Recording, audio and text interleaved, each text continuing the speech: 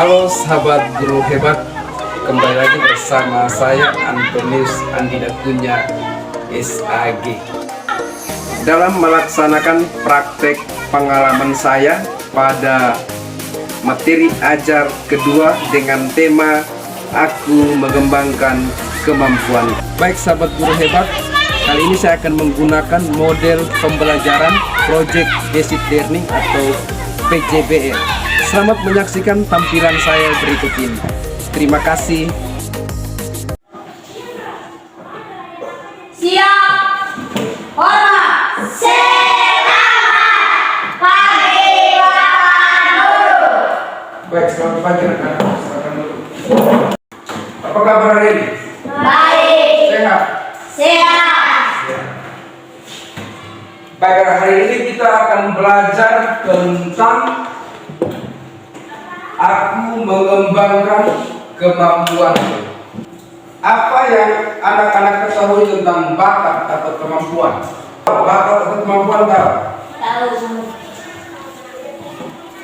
Apakah talenta yang anak-anak miliki sudah dikembangkan belum? Sudah. Sudah. Ya.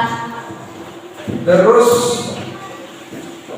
jenis olahraga apa yang paling anak-anak sukai? Jenis olahraga. Edi paling suka apa? Ignas jago penglar main bola. Rudi, Jose, Ima, bola apa? Ferdi, Mario, Bola. Kera suka apa? Berlari. Sebelum kita mengawali kegiatan kita pada pagi hari ini, kita mengawalinya dengan berdoa. Baik, Bapak Guru minta satu alat tujuan kita dalam doa pembuka. Oke, terima kasih untuk Ima yang telah membantu kita dalam doa pembuka. Baik, Bapak Guru mau cek kehadiran. Ini ada siapa saja yang hadir? Semua hadir. Siapa yang berhadir?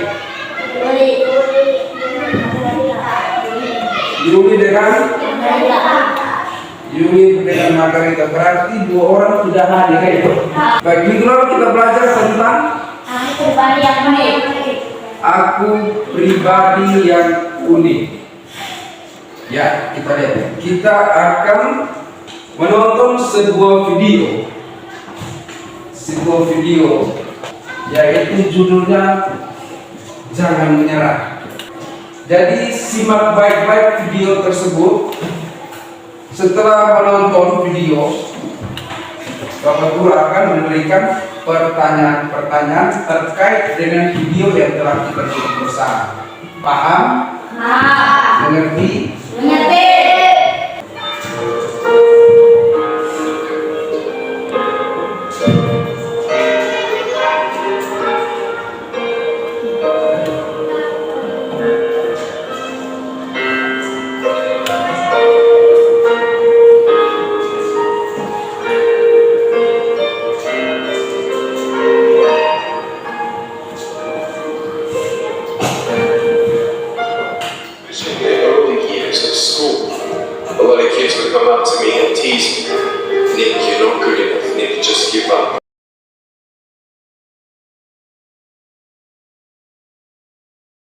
Tadi kita sudah lihat bersama. Nih, apa yang terjadi dengan ini? Apa yang diceritakan dalam kisah yang telah kita nonton bersama? Karena tadi dalam bahasa Inggris Bapak Guru jelaskan sendiri. Nih adalah seorang yang cacat, tidak memiliki tangan, kakinya buntu. Dia terlahir sejak awal seperti itu, cacat. Tetapi dia tidak pernah menyerah dengan dia punya keadaan, tidak pernah menyerah dengan dia punya hidup. Awalnya memang sempat dia putus asa. Kenapa dia harus terlahir di dunia dengan keadaan yang seperti ini? Terus dia sering diejek-ejek juga, diganggu juga oleh dia punya teman-teman bahwa nih kamu tidak bisa berbuat apa-apa, sebaiknya kamu mati saja. Dia selalu bilang seperti itu. Tetapi dari ejekan dan gangguan dan cemooh dari orang-orang sekitar maupun dia punya teman-teman, itu semakin dia tidak semakin putus asa lagi, tetapi dia semakin semangat untuk berjuang, untuk berubah dia punya keadaan. Dia pasti lebih baik walaupun dia dalam keadaan cacat.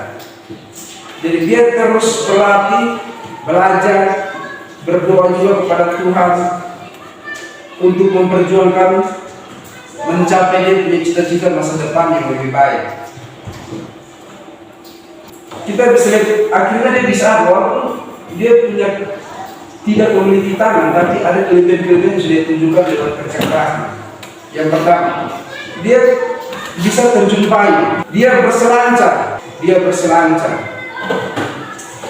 bisa berenang. Kesuksesan yang dia miliki dari hasil kerja kerasnya, dia punya 2 usaha yang mempekerjakan karyawan-karyawan. Dia bisa berbicara banyak di depan jutaan orang. Dia menjadi pemateri, bicara di depan jutaan orang. Dia bermain film, akhirnya dia dipilih sebagai aktor terbaik, pemain film terbaik. Dia punya istri dan juga punya anak. Istrinya juga sempurna, anak-anaknya juga lengkap sempurna. Itulah cerita singkat seseorang yang bernama. Jadi Pabur kembali bertanya, apa yang diceritakan dalam kisah yang sedang kita nonton tentang Nick? Nick tidak pernah menyerah, apalagi ya, Nick diejek-ejek temannya, apalagi dia tidak putus asa, terus bekerja keras sampai meraih kesuksesan. Itulah Nick. Yang kedua, apa kemampuan atau talenta yang dimiliki oleh Nick? Kemampuan apa saja yang dimiliki oleh Nick? Yang kamu lihat tidak tadi, Nick punya kemampuan apa? Berenang, terjun payung, bermain ski. Dia juga menjadi seorang pemimpin perusahaan. Dia punya kelebihan bisa bicara di depan orang banyak. Dia juga bermain film, menjadi aktor terbaik, artis terbaik. Itulah kemampuan-kemampuan dan bakat atau bakat yang dimiliki oleh Nick. Bagaimana perjuangan Nick untuk mengembangkan talentanya? Caranya bagaimana sampai Nick punya mengembangkan talenta itu? Caranya bagaimana dia berjuang dengan cara seperti apa? Tidak putus asa, bekerja keras, berjuang, apalagi berlatih. Dia juga belajar, bisa jangan lupa dia berdoa juga. Pesan apa untuk diri kita tentang cerita itu? Pesannya untuk kita itu seperti apa? Pesan apa yang ini dapat? Ini juga seperti apa, bagaimana? Berjuang. Rudy, jangan ikut ini punya ini. Ima, bekerja keras. Mario, berdoa. Keira, belajar. Itu pesan bagi kita sendiri ya. Kita juga harus pesan juga bagi kita harus belajar, berlatih, berdoa, bekerja keras, berjuang untuk mengembangkan kita punya talenta yang ada di diri kita. Itu sesuai dengan yang telah kita nonton tentang cerita dari Nick. Jadi Nick yang terlahir tanpa kaki dan tangan. Nick bisa berenang, berselancar, terjun payung, berbicara di depan ribuan orang, dan juga sebagai pimpinan 2 perusahaan besar, dan telah mempekerjakan 12 orang. Dia tidak pernah putus asa dan selalu berlatih untuk mencapai berbagai macam keberhasilan. Jadi setiap orang memiliki talenta, bakat atau kemampuan yang telah disediakan oleh Tuhan. Walaupun kita memiliki kekurangan, tetapi jangan pernah menyerah untuk merubah kekurangan kita menjadi kelebihan yang bermanfaat bagi banyak orang, dan terutama untuk memuliakan nama Tuhan. Setiap orang punya kelebihan dan punya kekurangan. Kita jangan menyerah dengan kita punya kekurangan. Rubah kita punya kekurangan itu menjadi kelebihan yang bisa bermanfaat bagi banyak orang. Seperti Mika, dia punya kekurangan, cacat, tidak punya kaki, tidak punya tangan.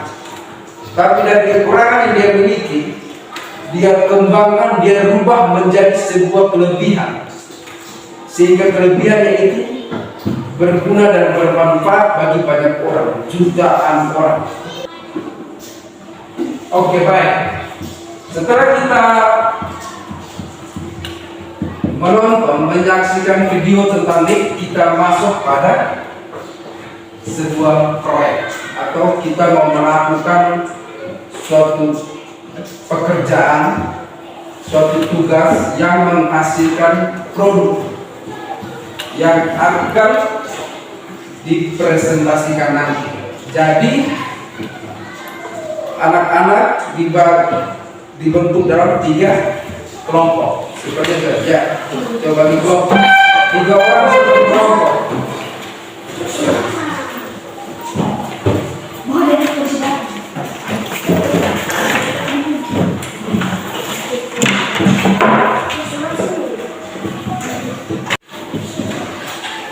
Pot ini berguna untuk apa? Manfaatnya untuk apa? Pot bunga ini menjelaskan kepada teman-teman dari kelompok yang lain. Mengerti dong? Apa saja alat yang dibutuhkan untuk membuat pot bunga yang sederhana ini? Bulu, pasir, lem, Iya. lem kayu, Bahan yang dibutuhkan, alat yang digunakan. Oke. Sekarang keluar teman-teman punya barang-barang yang ada batu dikasih keluar. Ada kertas pasir,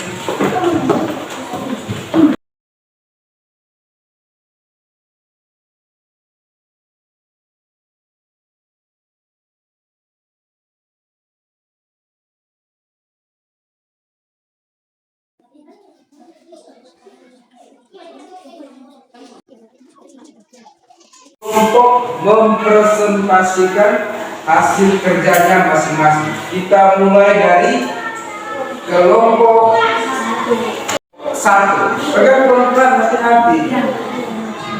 Hati-hati.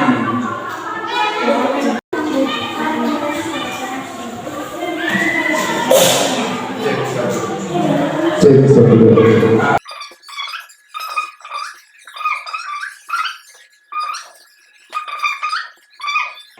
Inilah hasil presentasi kelompok 1. Sekian dan terima kasih. Oke, terima kasih untuk kelompok 1. Kita berikan aplaus dulu.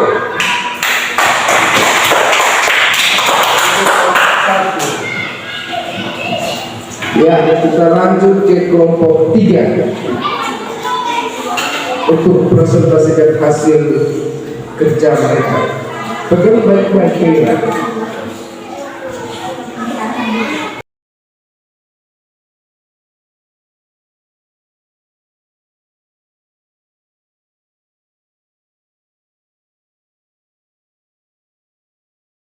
Sekian dan terima kasih. Oke, kita berikan aplaus untuk kelompok 2. Kembali ke tempat masing-masing.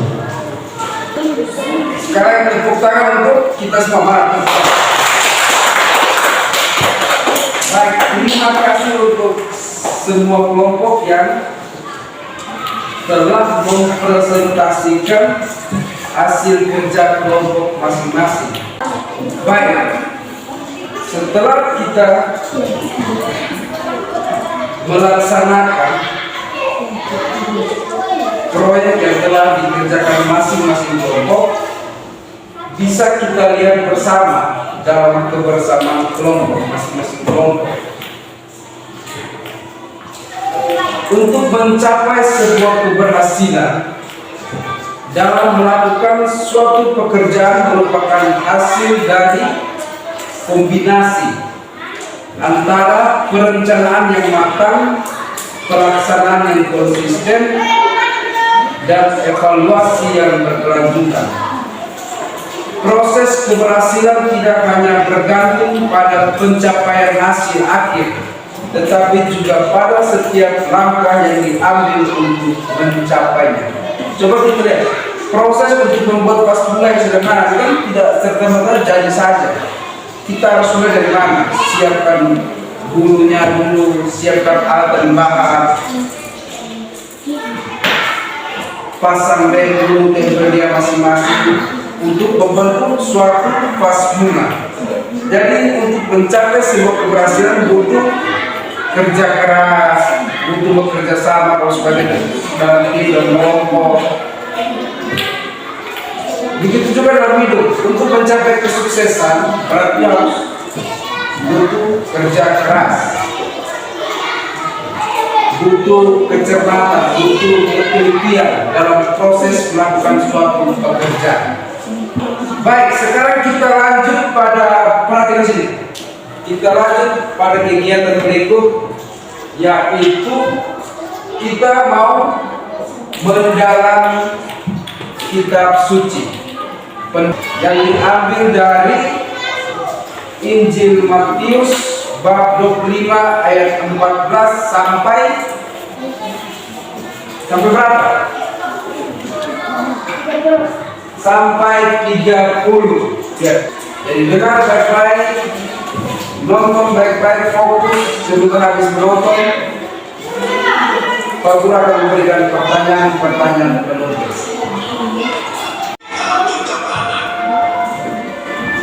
Perumpamaan talenta sumber dari Alkitab Perjanjian Baru, Kitab Matius pasal 25 ayat 14 sampai 30.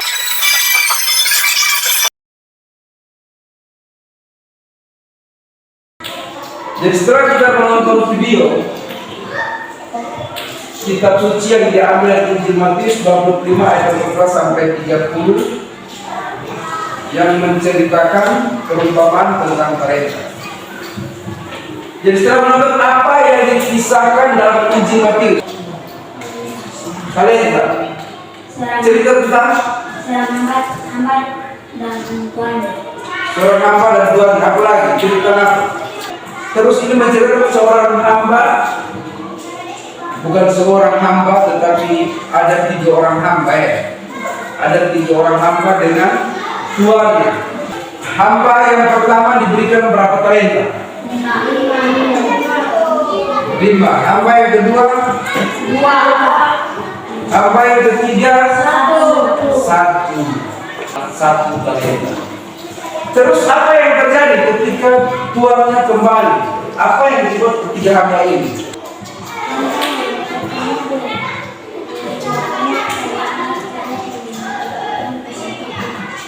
Oh, hamba yang pertama dia kembangkan dia punya talenta 5 jadi 10. Hamba yang kedua dia juga dia kembangkan dia punya talenta 2, dia kembangkan dia punya talenta menjadi 4. Hamba yang ketiga apa yang terjadi dengan dia?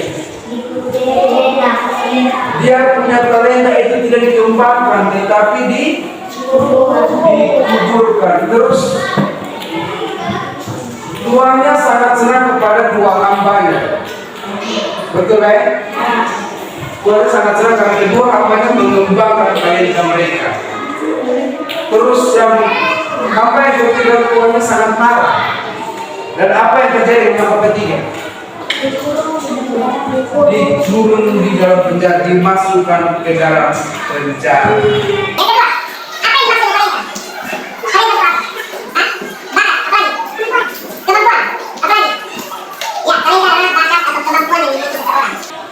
Terus bagaimana cara kita mengembangkan talenta yang diberikan Tuhan kepada kita? Berusaha, apa lagi? Hah? Belajar, apa lagi? Berdoa, apa lagi? Hah?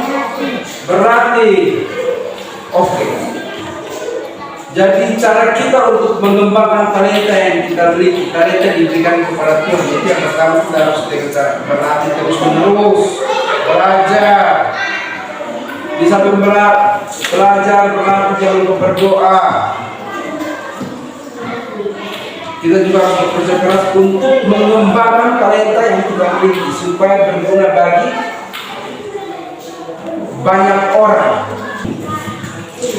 Baik. Setelah anak-anak memberikan jawaban, izin Pak Guru memberikan sedikit penjelasan. Yaitu, masing-masing kita telah diberikan sejumlah talenta, misalnya bakat dan kemampuan. Anugerah itu harus kita kembangkan agar mendatangkan hasil yang berlipat ganda. Misalnya 5 menjadi 10, 2 menjadi 4, itu namanya berlipat ganda. Serta mendatangkan kegembiraan dan sukacita. Tuhan tentu tidak melihat seberapa besar apa yang kita hasilkan, tetapi seberapa besar usaha dan perjuangan kita untuk mengembangkannya bagi kepentingan banyak orang menurut kesanggupan masing-masing. Kita tidak boleh kecewa dengan diri sendiri dan iri hati kepada orang yang kelihatannya memiliki bakat dan talenta yang luar biasa. Kita tetap harus bersyukur atas segala anugerah yang Tuhan berikan kepada kita.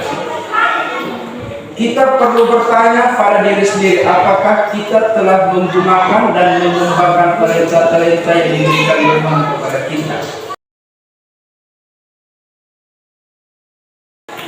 Kita perlu melaksanakan tugas dan tanggung jawab yang dipercayakan Tuhan kepada kita, baik sebagai peserta didik atau apa saja, dan di mana saja dengan sebaik-baiknya. Talenta yang diberikan Tuhan kepada kita harus dikembangkan untuk kebaikan diri kita sendiri, juga untuk kebaikan bagi banyak orang dan untuk kemuliaan Tuhan. Jadi ingat, talenta yang ada dalam diri kita harus dikembangkan. Akan tugas. Ada 5 nomor kerja masing-masing. Nomor 1. Jadi kalau Pak Guru hanya baca nomor 1 A, B, C atau D. Kalau A ya tulis A, begitu saja. Oke, mengerti? Apa yang dimaksud dengan talenta? A, tempat bermain anak-anak. B, nama jenis makanan. C, alat yang digunakan untuk belajar di sekolah. D, kemampuan atau bakat khusus yang dimiliki seseorang.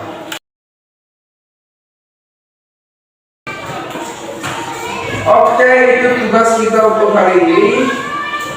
Silakan mengumpul tugasnya.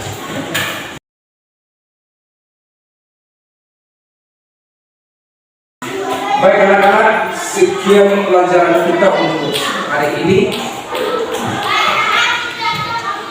Minggu depan baru kita bertemu lagi. Oke?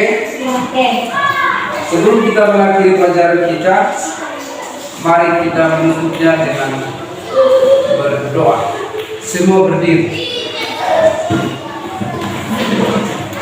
Ya, satu orang pimpin kita dalam doa.